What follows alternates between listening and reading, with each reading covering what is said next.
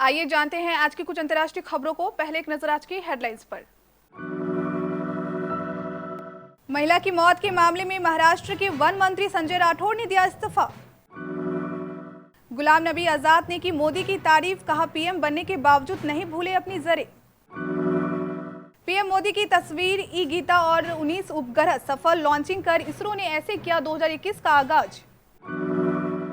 Corona देश में 72,000 से ज्यादा मरीजों के साथ महाराष्ट्र टॉप पर। पुणे में 14 मार्च तक बढ़ा नाइट कर्फ्यू, स्कूल भी बंद रहेंगे। केजरीवाल बोले अंग्रेजों से ज्यादा किसानों पर जुल्म कर रही सरकार। पश्चिम बंगाल में भाजपा की प्रचार वैन में तोड़फोड़ के मामले में पुलिस का एक्शन, 5 लोग गिरफ्तार। मार्च से ही झुलसाने लगेगी गर्मी, भुवनेश्वर में पारा 40 के पार, बिहार में भी 33 पर पहुंचा। बाबूलाल पर बवाल, राहुल के नाम हिंदू महासभा का खत, पार्टी का नाम गॉडसेवादी कांग्रेस रख ले, दफ्तर में लगाए फोटो। आईसीसी टेस्ट रैंकिंग में रोहित और अक्षर को मिली करियर की best ranking, Ashwin top 3 bowlers में शामिल, पुजारा पंत को नुकसान।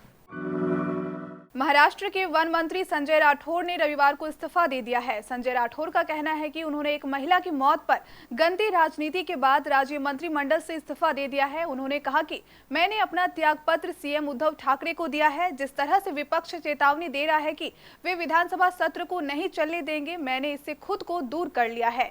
मैं मामले में निष्पक्ष जांच चाहता हूं। गौरतलब है कि महिला की मौत के मामले में संजय राठौड़ से इस्तीफा की मांग की जा रही थी। भाजपा ने शनिवार को कहा था कि पुणे में एक महिला की मौत के मामले में घिरे महाराष्ट्र के वन मंत्री संजय राठौड़ को पद से हटाए जाने की मांग से वह पीछे नहीं हटेगी।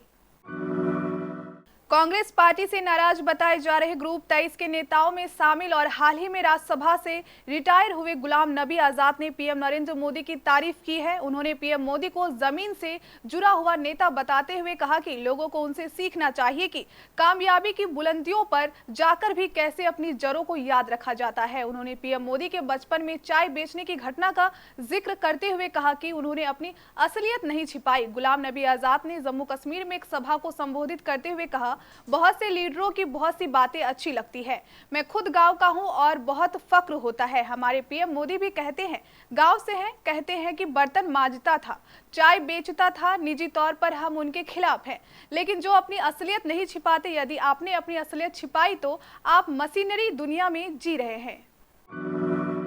अमेजोनिया 1 समेत 19 उपग्रहों को एक साथ भेजकर भारतीय अंतरिक्ष एजेंसी इसरो ने साल 2021 का अपने तरीके से आगाज किया है। ब्राजील के अमेजोनिया 1 और 18 अन्य उपग्रहों को लेकर भारत की PSLV-C-51 ने रविवार को श्रीहरिकोटा अंतरिक्ष केंद्र से उड़ान भरी। इसरो का इस साल का यह पहला मिशन था। इस मिशन की खास बात यह थी कि उपग्रहों के साथ मोदी की तस्वीर भी अंतरिक्ष में गई है। करीब 26 घंटे की उल्टी गिनती पूरी होने के बाद PSLV-C-51 ने चेन्नई से करीब 100 किलोमीटर दूर स्थित सतीश धवन अंतरिक्ष केंद्र के प्रथम लॉन्च पैड से सुबह करीब 10:24 पर उड़ान भरी। इसरो PSLV-C-51 ने 18 अन्य उपग्रहों को सफलतापूर्वक कक्षा में स्थापित किया। प्रक्षेपण के करीब 18 मिनट बाद प्राथमिक उपग्रह अमेजोनिया 1 के कक्षा में स्थापित किए जाने की संभावना थी, जबकि अन्य 18 उपग्रह को कक्षाओं में पहुंचने में 2 घंटे का समय लगा। एक्टिव केस के मामले में महाराष्ट्र टॉप पर बना हुआ है। यहां 72,530 मरीज ऐसे हैं जिनका इलाज चल रहा है। बीते 15 दिनों में यहां 36,000 से ज्यादा एक्टिव केस बढ़े हैं। लगातार बढ़ते केसों के मद्देनजर पुणे में नाइट कर्फ्यू 14 तक बढ़ा दिया गया है और स्कूल भी बंद रहेंगे। महाराष्ट्र के बाद एक्टिव केसों में दूसरा नंबर केरल का है। यहां अभी 50,510 मरीजों का इलाज चल रहा है। इस बीच राहत की खबर भी है। अरुणाचल प्रदेश देश का पहला राज्य बन गया है जहां अब कोरोना का एक भी केस नहीं है। पिछले 24 घंटे में यहां कोरोना का नया मामला रिकॉर्ड नहीं किया गया है। राज्य में अब तक कुल 16,836 लोग संक्रमित हो चुके हैं। 16,780 लोग रिकवर हुए और 56 की मौत हुई। आम आदमी पार्टी के राष्ट्रीय संयोजक और दिल्ली के मुख्यमंत्री अरविंद केजरीवाल रविवार को मेरठ में महापंचायत को संबोधित करते हुए सरकार पर जमकर हमला बोला। उन्होंने अपने पूरे भाषण में केंद्र सरकार और उत्तर प्रदेश की सरकार पर निशाना साधते रहे। उन्होंने उत्तर प्रदेश की सरकार पर निशाना साधते हुए कहा कि राज्य की सरकार किसानों को बकाया इसलिए नहीं चुका रही है क्योंकि इनका मिल मालिकों से यारी चल रही है। वहीं केंद्र सरकार पर बरसते हुए कहा कि सरकार किसानों पर अंग्रेजों से ज्यादा जुल्म कर रही है। पश्चिम बंगाल में 27 मार्च को पहले चरण का चुनाव है। इससे राज्य में चुनावी गतिविधियां तेज हो गई है। इसी बीच शनिवार को सर्वभूमि के नजदीक कडापारा में भाजपा के गोदाम में खड़ी प्रचार वन में तोड़फोड़ की गई और ड्राइवरों कर्मचारियों के साथ मारपीट की गई। वहीं रविवार को इस पर कार्रवाई करते हुए कोलकाता पुलिस ने 5 लोगों को गिरफ्तार किया है। पुलिस ने पांचों के खिलाफ गैर जमानती अपराध की धाराओं के तहत मामला दर्ज कर लिया है। पुलिस ने मामला दर्ज कर आगे की कार्रवाई शुरू कर दी है। भाजपा ने तोड़फोड़ का आरोप सत्तारूढ़ तृणमूल कांग्रेस के गुंडों पर लगाया था। भाजपा ने कहा था कि टीएमसी के गुंडों ने कडापारा के गोदाम में घुसकर प्रचार वैन को तोड़ा और कीमती सामान चुरा ले गए। फरवरी आज भले ही खत्म हो रहा है, मगर इस महीने में जिस तरह से तापमान में बढ़ोतरी देखी गई है उसने इस बात का इशारा कर दिया है कि मार्च महीने से ही गर्मी लोगों को झुलसाने लगेगी।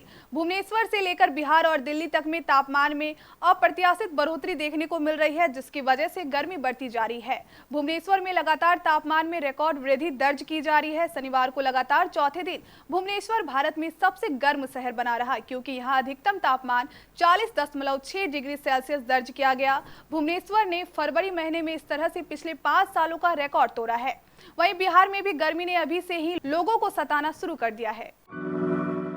मध्य प्रदेश कांग्रेस में जब से पूर्व हिंदू सभा नेता बाबूलाल चौरसिया ने एंट्री मारी है, तब से सियासी पारा चढ़ा हुआ है। इसी कड़ी में हिंदू महासभा ने कांग्रेस पर निशाना साधते हुए राहुल गांधी को पत्र लिखा है। पत्र में हिंदू महासभा की तरफ से लिखा गया कि देश की किसी भी आम जनता की आस्था कांग्रेस पार्टी में नहीं बची है। ऐसे में कांग्रेस का नाम बदलकर गॉडसेवादी कांग्रेस रख दिया जाना चाहिए। बताया जा रहा है कि राहुल गांधी के अलावा कांग्रेस के राष्ट्रीय अध्यक्ष सोनिया गांधी व मध्य प्रदेश कांग्रेस अध्यक्ष कमलनाथ को भी कुछ ऐसा ही पत्र लिखा गया है। आईसीसी ने रविवार को ताजा टेस्ट रैंकिंग जारी की है। इसमें भारतीय ओपनर बल्लेबाज रोहित शर्मा 6 पायदान की छलांग लगाकर करियर की सर्वश्रेष्ठ 8वीं रैंकिंग पर पहुंच गए। वहीं भारतीय स्पिनर रविचंद्रन अश्विन को भी 4 स्थानों का फायदा हुआ। वे दुनिया के टॉप 3 गेंदबाजों में शामिल हो गए हैं। अक्षर पटेल को 30 स्थान का फायदा हुआ और वे भी करियर की बेस्ट 38वीं रैंकिंग पर पहुंच गए, जबकि चेतेश्वर पुजारा को 2 पायदान, अजिंक्य रहाणे को 1 और ऋषभ पंत को 3 स्थान का नुकसान हुआ है।